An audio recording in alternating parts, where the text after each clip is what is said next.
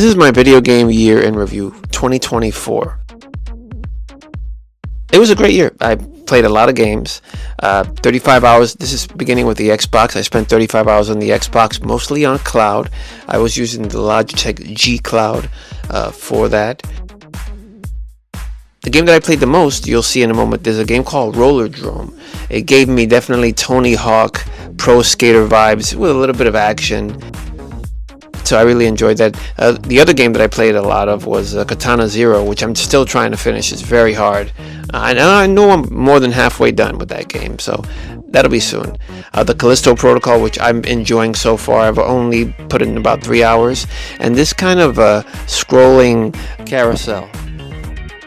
The other games that I played throughout the year, definitely had a great time with Power Wash Simulator.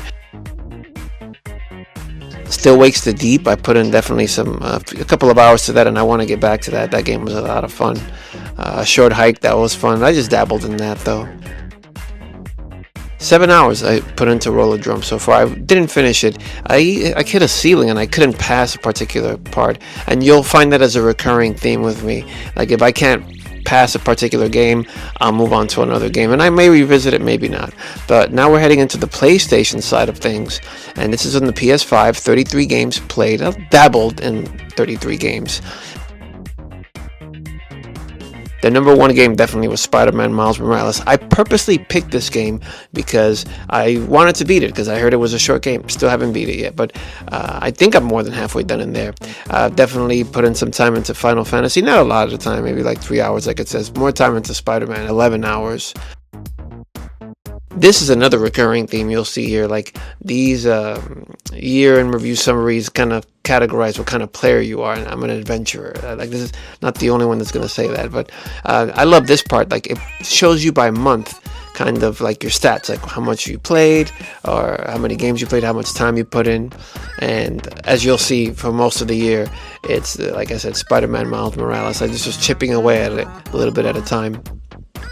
And the interesting thing with this is, like, you'll see there were even some months I just didn't even play, as I was kind of like, and still do go between consoles. And September is the month. There's no activity on the PlayStation in September, but every other month there's a little bit of time put in. And I think December as well, was it? Maybe December. Yeah, December. There was a little bit of time put in December.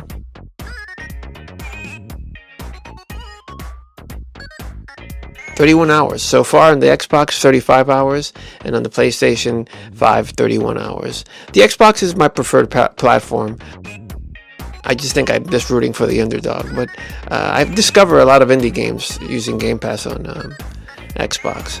But this year I can tell you, like with this PlayStation Portal here, pictured here, that now that it includes cloud gaming, there will definitely be a little bit more time put into the PlayStation 5 in 2025.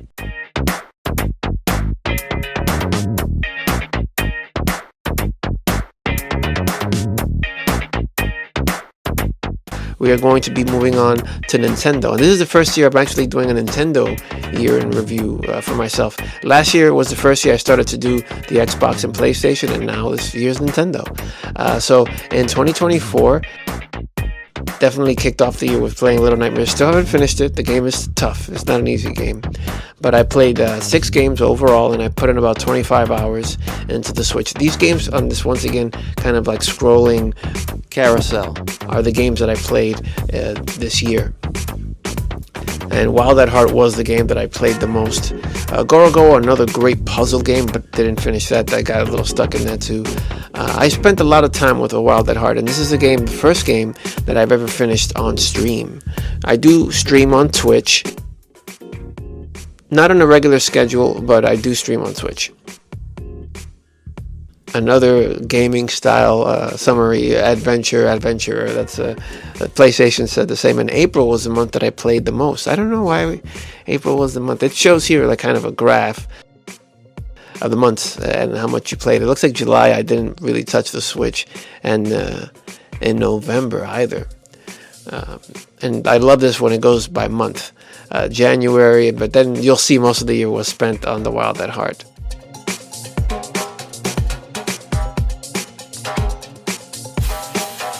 Great game, really great game, the Wild at Heart. And it was a break from really violent games for me as well. I like to balance it out. Violent games and not so violent games. And that's what The Wild at Heart was for me. November, I started up Dying Light because I finished up The Wild at Heart. And I love this little fun part here where it talks about your favorite game of the year, like make your choice kind of thing, make your decision. And it was naturally Wild at Heart. It's a game I won't ever forget because, like I said, it's the first game I've ever finished while Twitch streaming, which I did more of this year. I wanted to make it a point of doing that more and finally wrapping my head around using OBS as well, which was definitely a lot easier than I thought it was going to be. But that's 2024 for the Switch. And now finally, we're doing the Steam Deck. 3 games played on the Steam Deck, 9 achievements unlocked, and the longest streak was 2 days, and that's probably a number of hours. Wolfenstein 2, the new Colossus, Overcooked 2, and Left 4 Dead 2 were the games I played the most on the Steam Deck in 2024. Of the two, in terms of the Switch and the Steam Deck, the Switch is definitely a lot lighter to take in the book bag going to work. And I usually play the Switch and the Steam Deck on my commute back and forth. And the Steam Deck, it's big, it's heavy, that's the only thing, and I don't always take that with me. And I end up playing more of the Steam Deck, more so at home. I have it docked in this third-party dock, which I'll show a picture of right around here. Connected to the TV and play that way. And it shows here the graph of the months played. I spent 20 different sessions playing Wolfenstein 2. I had such a great experience with Wolfenstein 1 and a spin-off, I think it's called The Old Order, that I wanted to dig into Wolfenstein 2. Well, Overcooked is always just a fun time, and I didn't play much of it, but I played a little bit of it. Got a few achievements there. And Left 4 Dead 2 Classic, one of my all-time favorites, and just dabbled in that, but I did buy it. I did want to own it. And here another kind of graph showing how much was played like by month. When Wolfenstein was still the game that I played the most this year on the Steam Deck. It says here you played on more than one device. I tried one time to play on the straight through the Mac Mini, and I just did not have a good time with it. It didn't work properly, but I'll try again this year. And it shows here the amount of time spent on the Steam Deck here. 25 sessions. It didn't say the hour, but that's it for me. Post down below what were your kind of stats or games that you've played the most this year, and you can find these summaries by going to the websites or just Googling kind of year in review summary for players. And unfortunately iOS didn't have one because I did spend time playing on iOS, but that's it for me, and I'll catch you on the next one.